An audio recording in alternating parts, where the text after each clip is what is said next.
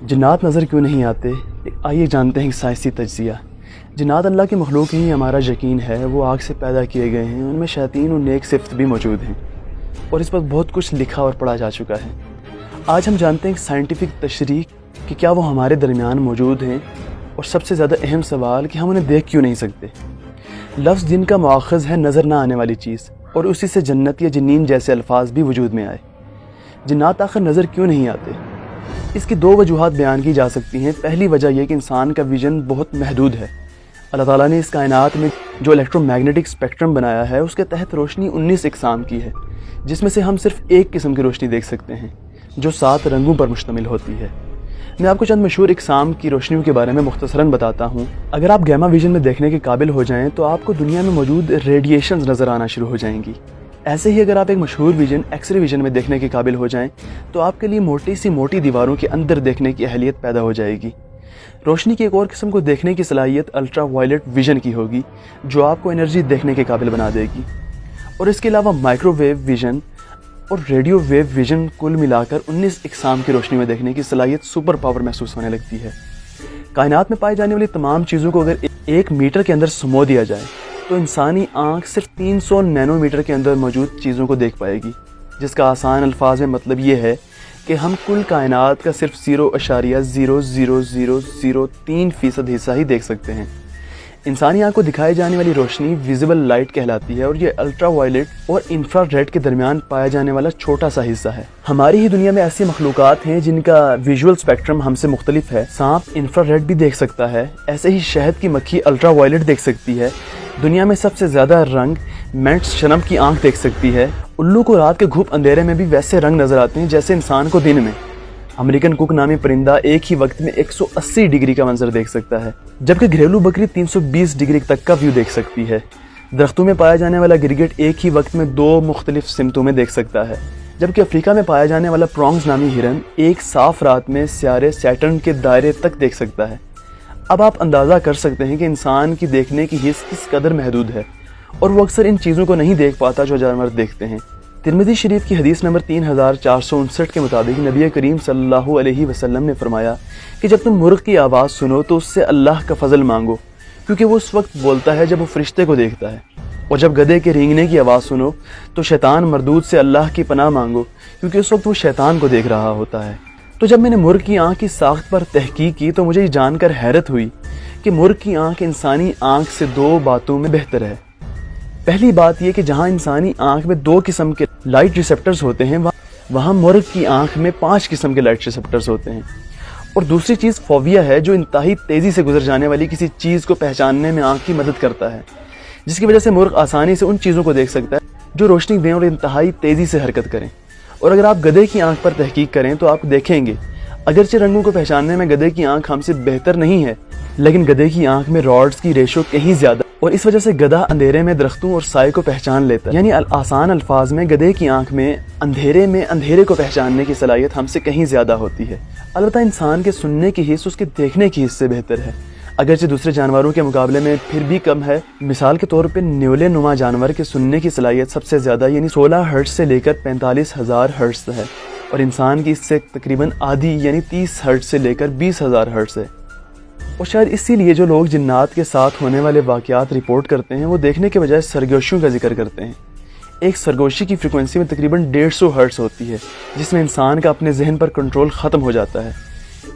اس کی واضح مثال ASMR تھراپی ہے، جس میں 100 ہرٹز کی سرگوشیوں سے آپ کے ذہن کو ریلیکس کیا جاتا ہے۔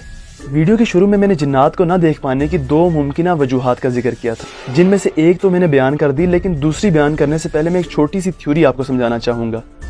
سن 1803 میں ڈالٹن نامی سائنسدان نے ایک تھیوری پیش کی کہ کسی مادے کی سب سے چھوٹی اور نہ نظر آنے والی کوئی اکائی ہوگی، اور ڈالٹن نے اس اکائی کو ایٹم کا نام دیا۔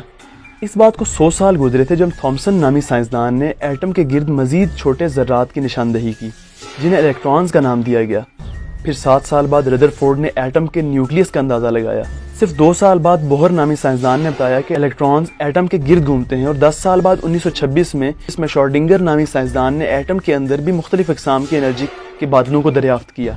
جو چیز 218 سال پہلے ایک تھیوری تھی، آج وہ ایک حقیقت ہے، اور آج ہم سب ایٹم کی ساخت سے واقف ہیں۔ حالانکہ سب دیکھ پانا آنکھ کے لیے آج بھی ممکن نہیں، ایسے ہی ایک تھیوری 1960 میں پیش کی گئی جسے اسٹرنگ تھیوری کہتے ہیں۔ اس کی ڈیٹیلز بتانے سے پہلے میں ایک بات واضح کرنا ضروری سمجھتا ہوں، انسان کی حرکت آگے اور پیچھے، دائیں اور بائیں، اوپر اور نیچے ہونا ممکن ہے، جسے 3 ڈائمنشنز یعنی 3D کہتے ہیں۔ ہماری دنیا یا ہمارا عالم انہی 3 ڈائمنشنز کے اندر قید ہے، ہم اس سے باہر نہیں نکل سکتے، لیکن اسٹرنگز تھیوری کے مطابق مزید 11 ڈائمنشنز موجود ہیں۔ میں ان 11 کی 11 ڈائمنشنز میں ممکن ہو سکنے والی بات بتاؤں گا۔ اگر آپ پہلی ڈائمنشن میں ہوں تو آپ آگے اور پیچھے کی حرکت کر سکیں گے۔ اگر آپ دوسری ڈائمنشن میں داخل ہو جائیں تو آپ آگے پیچھے اور دائیں بائیں کی حرکت کر سکیں گے۔ تیسری ڈائمنشن میں آپ آگے پیچھے، دائیں بائیں اور اوپر نیچے کی طرف حرکت کر سکیں گے۔ اگر آپ کسی طرح سے چوتھی ڈائمنشن میں داخل ہو جائیں تو آپ وقت میں بھی حرکت کر سکیں گے۔ 5ویں ڈائمنشن میں داخل ہونے پر آپ اس عالم سے نکل کر کسی دوسرے عالم میں داخل ہونے کے قابل ہو جائیں گے، جیسا کہ عالم ارواح۔ 6ٹھی ڈائمنشن میں آپ 2 یا 2 سے زیادہ عالموں میں حرکت کرنے کے قابل ہو جائیں گے، اور میرے ذہن میں عالم اسباب کے ساتھ عالم ارواح اور عالم برزخ کا نام آتا ہے۔ 7ویں ڈائمنشن آپ کو اس قابل بنا دے گی کہ اس عالم میں بھی جا سکیں جو کائنات کی تخلیق سے پہلے تھا۔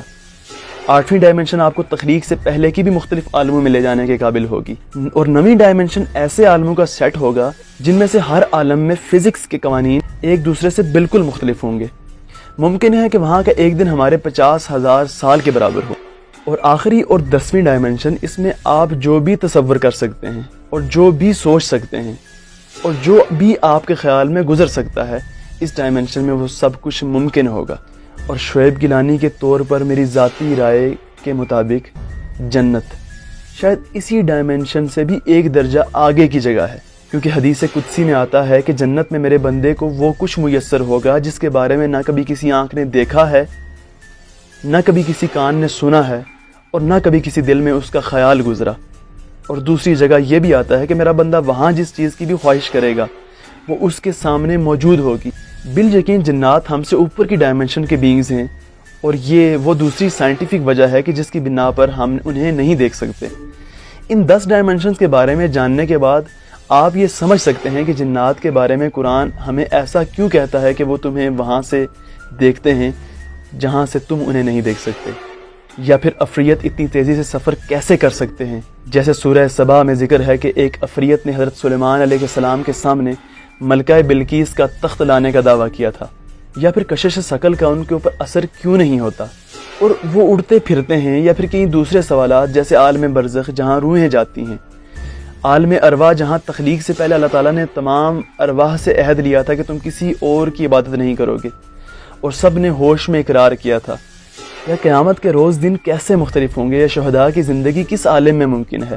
ان تمام عالموں یعنی عالم برزخ، عالم ارواح یا عالم جنات کے بارے میں تحقیقی طور پر سوچنا ایک بات، لیکن جس چیز نے ذاتی طور پر میرے دل کو چھوا وہ سورہ فاتحہ کی ابتدائی آیت ہے، الحمدللہ رب العالمین، تمام تعریفیں اس اللہ کی جو تمام عالموں کا رب ہے۔